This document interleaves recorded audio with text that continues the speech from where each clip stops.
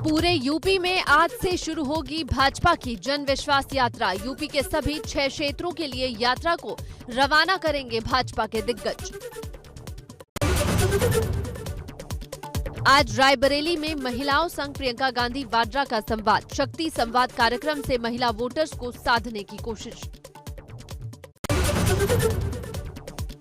आज लखनऊ में सपा ज्वाइन करेंगे कई नेता। सपा अध्यक्ष अखिलेश यादव करेंगे प्रेस कॉन्फ्रेंस।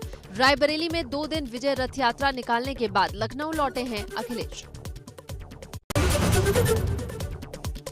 रायबरेली से लखनऊ लौटते वक्त अखिलेश यादव का मोहनलालगंज में हुआ स्वागत। कार्यकर्ताओं का अखिलेश यादव ने किया अभिवादन। इस दौरान सपा नेता अमरपाल सिंह ने सपा अध्यक्ष से मुलाकात की। आज से 2 दिन के गोरखपुर दौरे पर रहेंगे सीएम योगी। 933 करोड़ की परियोजनाओं की देंगे सौगात। एबीवीपी के प्रांत सम्मेलन के समापन समारोह में भी होंगे शामिल। आज से लखनऊ में बसपा की महारैली। प्लान सुरक्षित सीटों के तहत मोहनलालगंज में होगी जनसभा। बसपा महासचिव सतीश चंद्र मिश्रा रहेंगे मौजूद। गाजीपुर की जंगीपुर विधानसभा में बसपा ने कैडर कैंप का आयोजन किया। इसमें बसपा विधायक उमाशंकर सिंह हुए शामिल। इस दौरान विधायक ने सपा और भाजपा में शामिल होने वाले नेताओं पर निशाना साधा। यूपी में सपा नेताओं के आवास पर छापेमारी का मामला। सूत्रों के मुताबिक 200 करोड़ से ज्यादा टैक्स चोरी को लेकर पड़ी आयकर विभाग की रेड। अहम सबूत मिलने की भी खबर। गढ़वाल के बाद आज कुमाऊं में शुरू होगी भाजपा की विजय संकल्प यात्रा। केंद्रीय मंत्री अनुराग ठाकुर और सीएम धामी बागेश्वर में यात्रा को दिखाएंगे हरी झंडी। प्रदेश अध्यक्ष मदन कौशिक भी रहेंगे मौजूद। खटीमा में सीएम पुष्कर सिंह धामी ने की बाल युवा समागम की शुरुआत। कार्यक्रम में मुख्यमंत्री ने खटीमा क्षेत्र के मेधावी छात्र छात्राओं को किया सम्मान।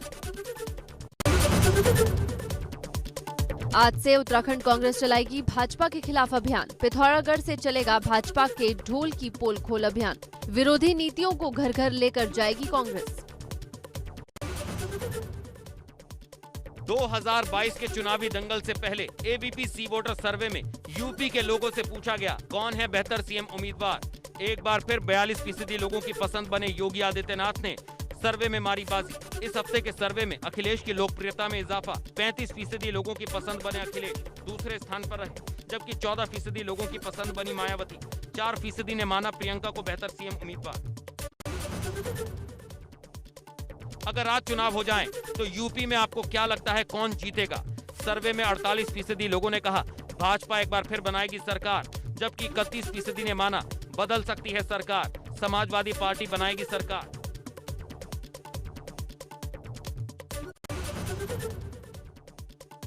सर्वे का अगला सवाल था सीएम के तौर पर योगी आदित्यनाथ का कामकाज कैसा? 43% लोगों ने कहा सीएम योगी का काम अच्छा, 20% ने कहा औसत, 37% ने कहा खराब। सर्वे का अगला सवाल था यूपी चुनाव में कौन सा मुद्दा प्रभावी होगा? सबसे ज्यादा 25% लोगों ने किसान आंदोलन को बताया सबसे अहम मुद्दा। 17% लोगों ने कहा ध्रुवीकरण, जबकि 7% ने कहा सरकार का कामकाज और मोदी की छवि बड़ा मुद्दा। अगर आज चुनाव हो तो कौन मारेगा बाजी? इस हफ्ते के सर्वे में भाजपा सपा के वोट प्रतिशत का फासला घटकर 6% पर आया। सर्वे के मुताबिक भाजपा को सपा देगी कड़ी चुनौती। अगर आज चुनाव हो तो बुंदेलखंड में किसे कितने वोट? सर्वे के मुताबिक बुंदेलखंड में भाजपा सपा से आगे रहेगी।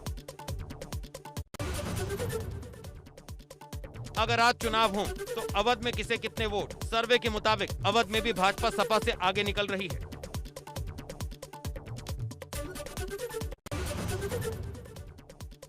अगर आज चुनाव हो तो पूर्वांचल में किसे कितने वोट? सर्वे के मुताबिक पूर्वांचल में समाजवादी पार्टी भाजपा को देगी कांटे की टक्कर।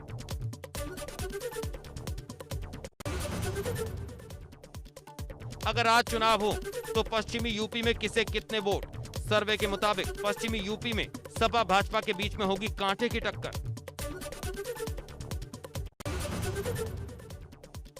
अमेठी के जगदीशपुर पहुंचे राहुल गांधी ने बीजेपी भगाओ महंगाई हटाओ पदयात्रा निकाली। कहा हिंदू पूरी जिंदगी सच्चाई के रास्ते पर चलने में लगा देता है और हिंदुत्ववादी का काम झूठ प्रयोग कर सत्ता छीनने का होता है। ये नफरत फैलाते हैं और सत्ता पाने के लिए कुछ भी कर सकते हैं। कहा हिंदुस्तान में आज हिंदू और हिंदुत्ववादी के बीच की लड़ाई है।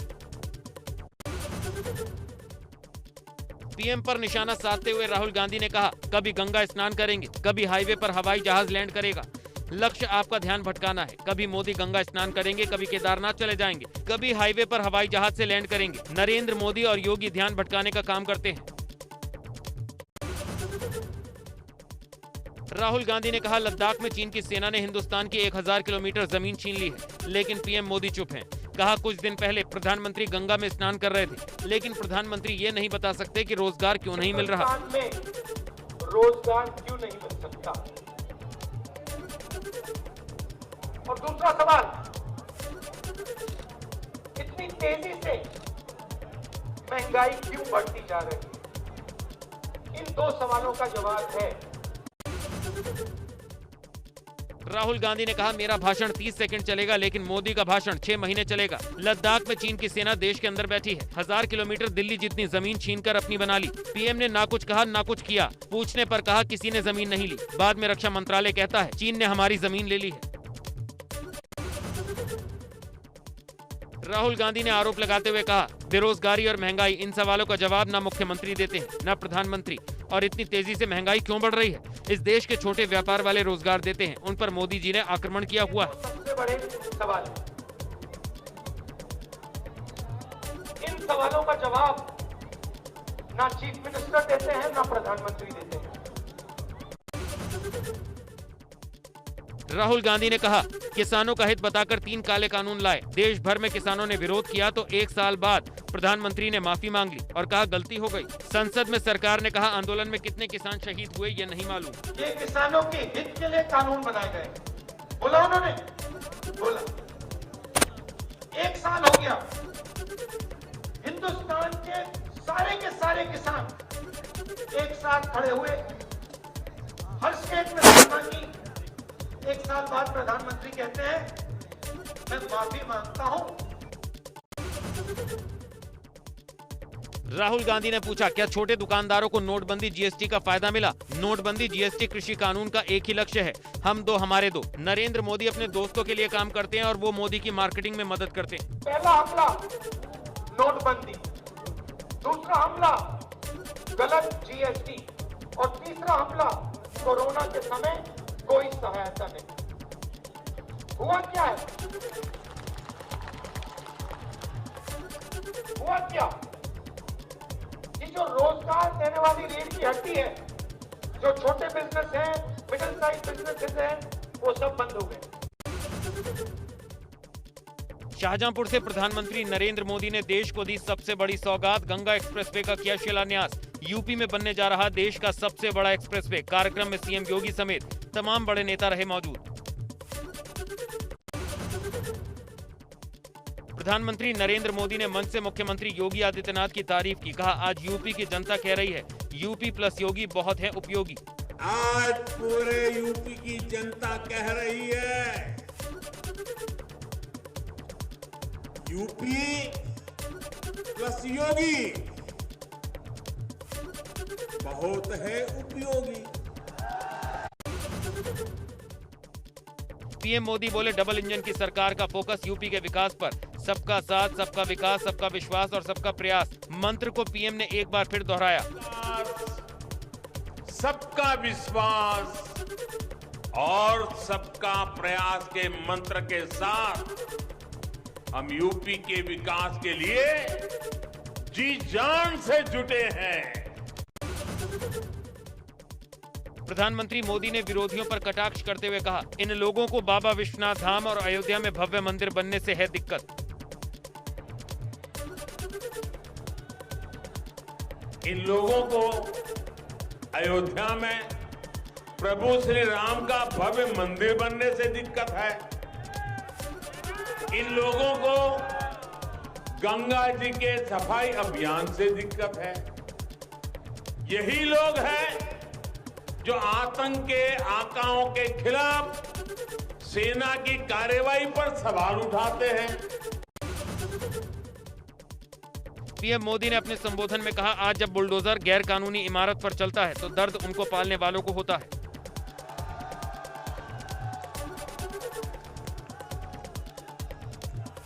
बुलडोजर तो गैर कानूनी इमारत पर चलता है, लेकिन दर्द उसको पालने पोसने वालों को होता है। पीएम मोदी बोले, आज प्रदेश के पैसों को यूपी के विकास में लगाया जा रहा है। पहले की सरकारें अपनी तिजोरियां भरती थी। आप लोगों ने भली भांति देखा है ना, देखा है ना क्या क्या होता था, मालूम है ना, याद है कि भूल गए। लेकिन आज उत्तर प्रदेश के पैसे को उत्तर प्रदेश के विकास में लगाया जा रहा है।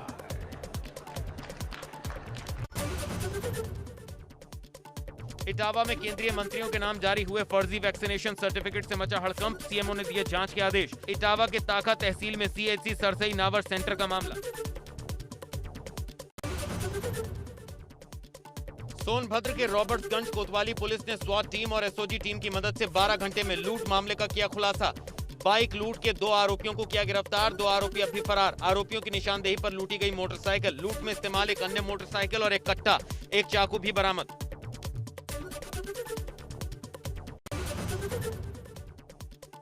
फिरोजाबाद में चाय पिलाकर युवती ने अपने घरवालों को लगाया चूना। घरवालों को बेहोश कर जेवरात और रुपए लेकर प्रेमी संग हुई फरार। शनिवार को युवती की होने वाली थी शादी, शाम को आनी थी बारात।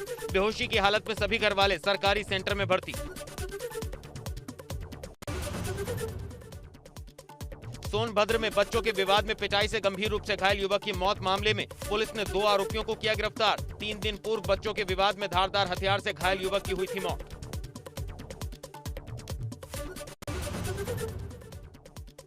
चंदौली पुलिस की संयुक्त टीम ने बड़े पैमाने पर तस्करी कर ले जाई जा रही शराब को पकड़ने में बड़ी कामयाबी की हासिल। चेकिंग अभियान के दौरान ट्रक से अवैध शराब की 751 पेटियों में कुल 15,000 बोतलें की बरामद। 90 लाख रुपए की बताई जा रही अवैध शराब। कानपुर में 25,000 का इनामी अभिषेक उर्फ छोटू चढ़ापन की पुलिस की हत्या। आरोपी को गाड़ी के साथ पकड़ा गया। बिकरू कांड में आरोपियों को गाड़ी से भगाने में था शामिल। रायबरेली में चुनाव नजदीक आते ही आबकारी विभाग के ताबड़तोड़ छापे। छापेमारी में 70 लीटर अवैध कच्ची शराब की गई बरामद। 1500 किलो लहन किया गया नष्ट। 2 लोगों पर मुकदमा दर्ज। पुलिस ने अंतर्राज्यीय सपेरा गैंग के 6 आरोपियों को किया अरेस्ट। आरोपियों से करीब 4 लाख रुपए की चोरी के आभूषण किए बरामद। देहरादून, पौड़ी और टिहरी सहित कई जगहों पर बंद घरों को बनाते थे निशाना।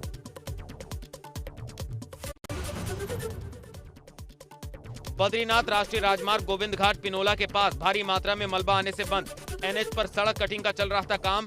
पहाड़ों में भारी मात्रा में बोल्डर और पत्थर गिरने से आवागमन बंद। पांडुकेश्वर, गोविंद घाट, लामबगड़, हनुमान चट्टी आने जाने वालों को हो रही परेशानी।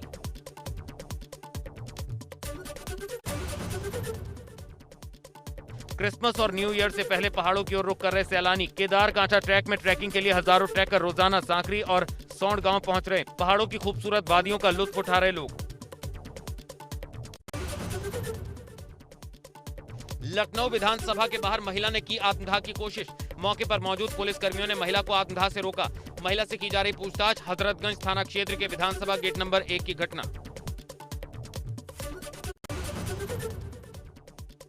कासगंज में एक विवाहिता की संदिग्ध परिस्थितियों में मौत से कोहराम। बाथरूम में लगे गीजर की गैस से दम घुटने की आशंका। लड़की के घर वालों ने गला दबाकर हत्या का लगाया आरोप। पुलिस ने शव को पोस्टमार्टम के लिए भेजकर कई धाराओं में केस दर्ज कर शुरू की मामले की जांच। फतेहपुर में यमुना नदी में डूबने से 2 किशोरियों की मौत। परिवार के साथ अंतिम संस्कार में शामिल होने गई थी दोनों किशोरी। गहरे पानी में डूबने से दोनों की हुई मौत। पुलिस ने कड़ी मशक्कत के बाद 4 घंटे की कवायद के बाद शव को बाहर निकलवाकर पोस्टमार्टम के लिए भेजा। चांदपुर थाना क्षेत्र के आवाजीपुर गांव का मामला।